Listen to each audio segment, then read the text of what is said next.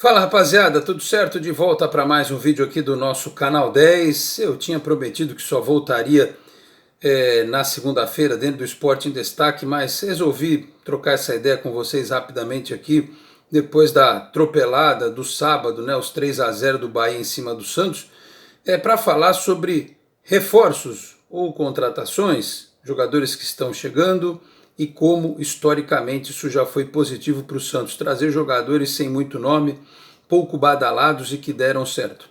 Falo aqui em nome de Peter Leandro e Dani Haddad de Fisioterapia e também da Exatec Informática, que fica na Senador Feijó 686, sala 1820 no Blue Office.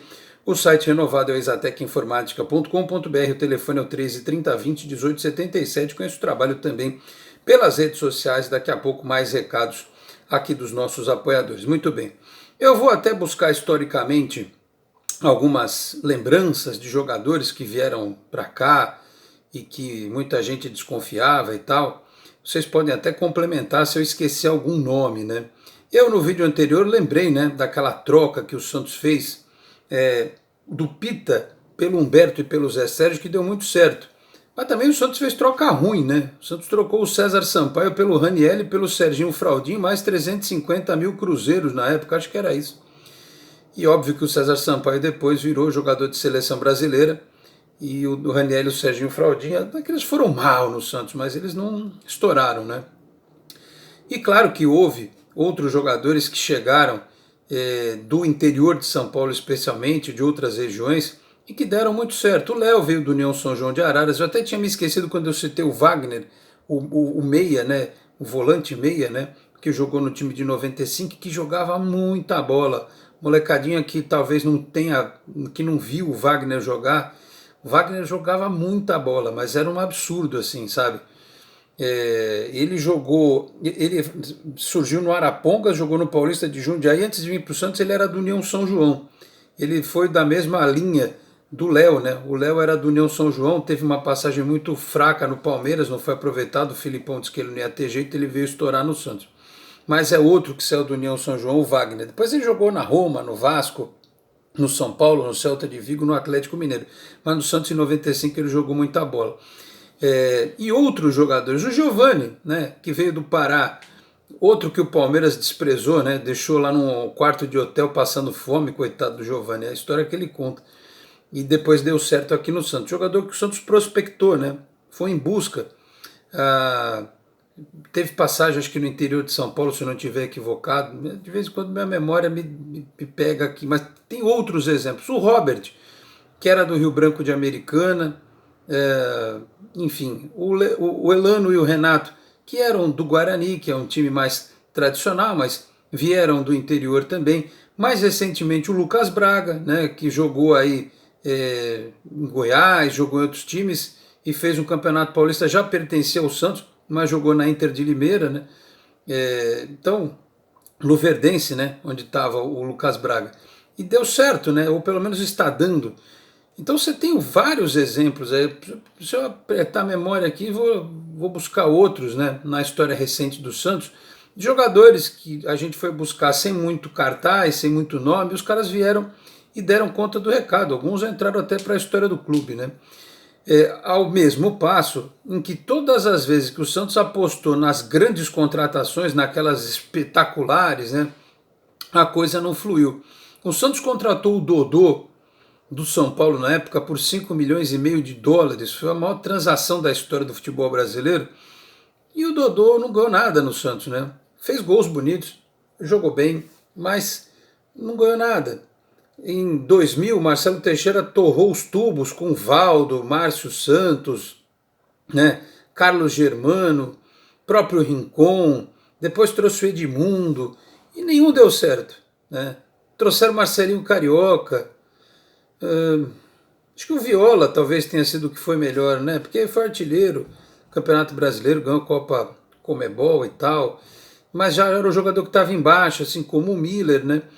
Então, claro que nem sempre dá certo, mas se você for comparar, por exemplo, com Damião, Cueva, Brian Ruiz, né, esses jogadores aí que só trouxeram problemas para o Santos, né, O próprio Kleber Reis, né, que tinha feito grande campanha no Corinthians, estava no Hamburgo da Alemanha, o Santos foi contratar pela grife e se deu mal, né, se estrupiou nessa história.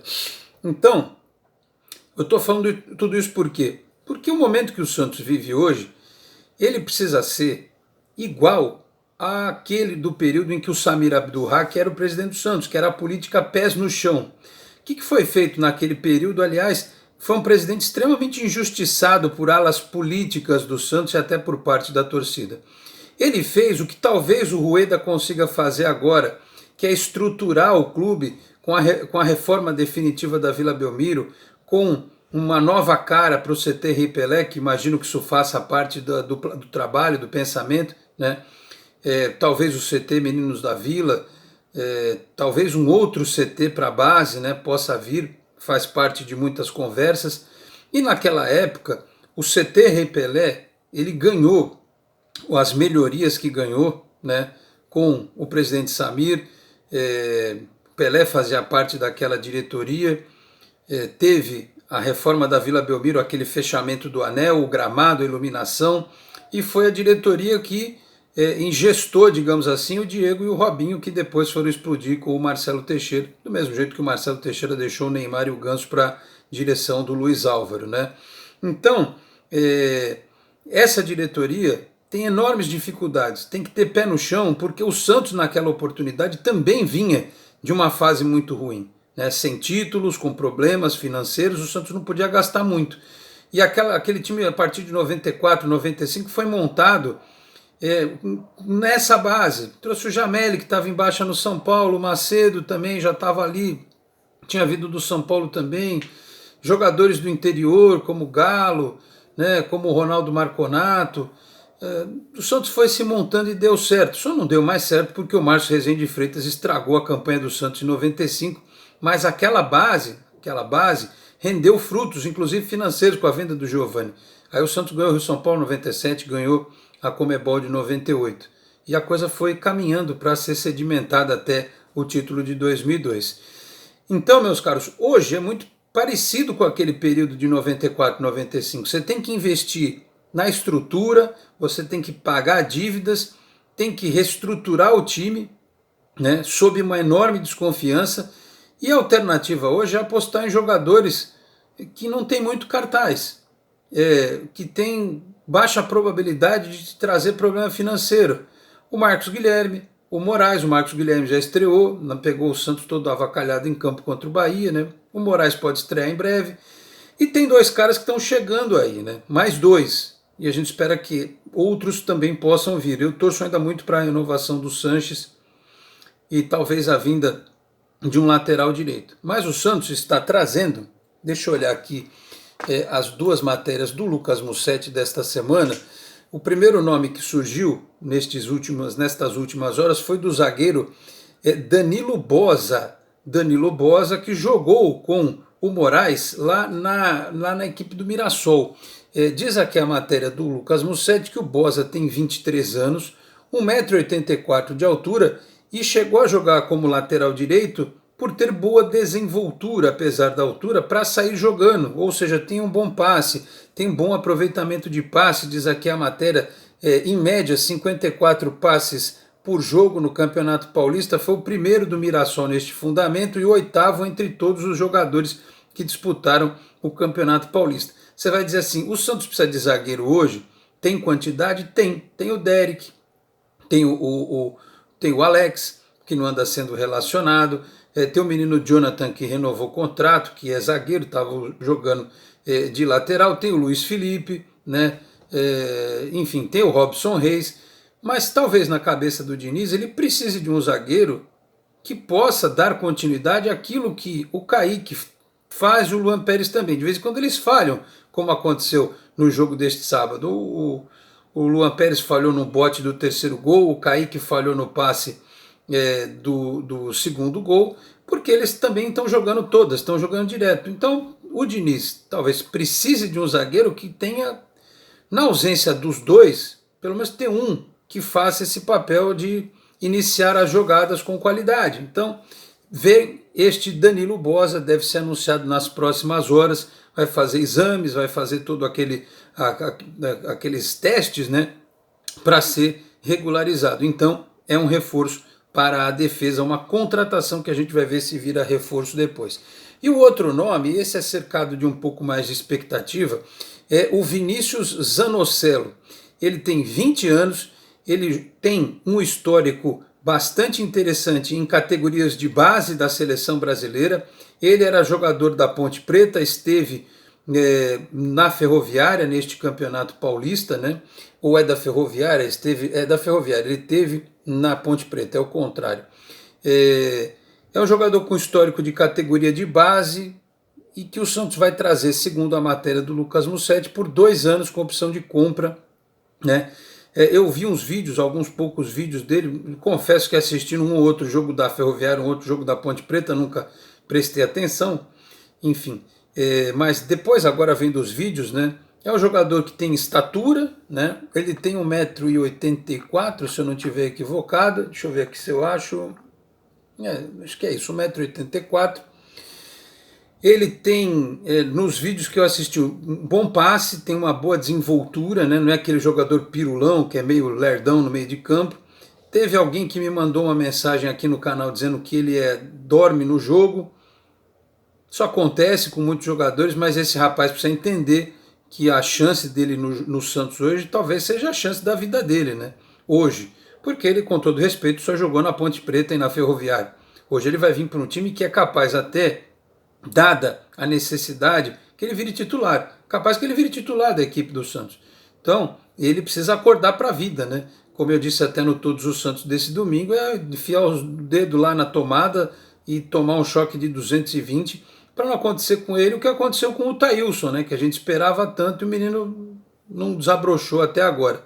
Então, mais um nome, é um cara para o meio de campo, uma posição que o Santos precisa, talvez precisasse de até mais de um, por isso que eu torço muito para a renovação do Sanches, para que você tenha ali mais opções para esse meio de campo, né? Um cara, repito, com um bom passe, vira bem o jogo, enxerga o jogo na frente, né? Não tem muitos gols na carreira, mas isso é algo que pode ser desenvolvido. Eu conheço um monte de história de meia que não tinha essa coisa de entrar na área, de bater no gol e que com o tempo foi amadurecendo, foi aproveitando. E o Zanocelo tem que entender, assim como os outros que estão chegando, que o Santos dá muita chance para a molecada, né? Ele é um que está vindo de fora. E ele vai encontrar aqui um ambiente favorável, porque a torcida muitas vezes pega no pé, mas a grande maioria apoia, dá chance para os meninos, né? Então, tomara que, em fechando esta contratação, as duas, né, que eles possam logo ser integrados à equipe e se transformar em opção aí para o técnico Fernando Diniz, que precisa realmente de mais jogadores. Precisa, como eu disse, de um experiente, precisa de um cascudo, né? Não sei se o Santos está trazendo alguém aí para surpreender, se vai ser a renovação do Sanches mesmo ou não. O que eu sei é que o Santos está certo nessa política, né, de trazer uma molecada para encorpar, né, para observar, para ver se eles podem trazer algo positivo, mas é claro, precisa trazer aí um jogador mais experiente, alguém que possa ajudar a conduzir a equipe neste momento. Então, meus caros, é isso.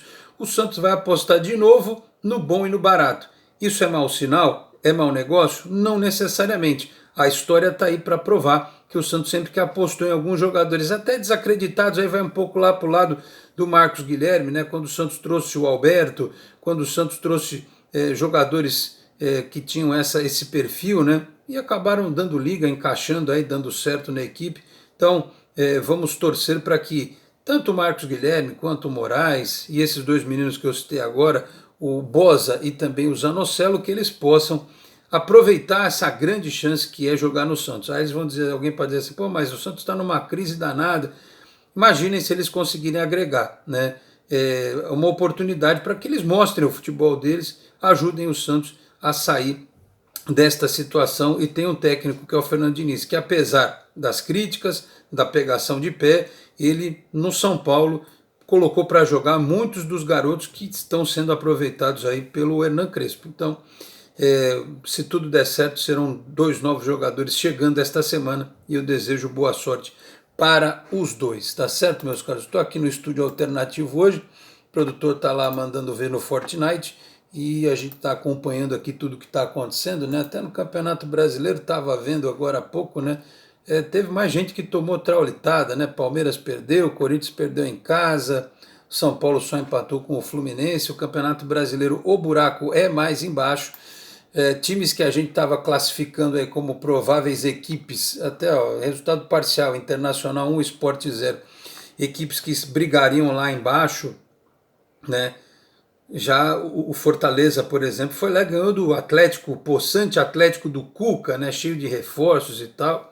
O Fortaleza foi lá e ganhou. Muita gente estava colocando o Fortaleza abaixo do Santos na tabela. O próprio Atlético Goianiense já beliscou uma vitória fora de casa. Então o Santos precisa, depois do jogo desta terça, a gente vai fazer pré-jogo depois de Santos e Cianorte, depois do jogo desta terça-feira, não bobear no Campeonato Brasileiro. Tem que chegar logo esses jogadores, tem que ser incorporados, tem que entrosar rapidamente com o grupo.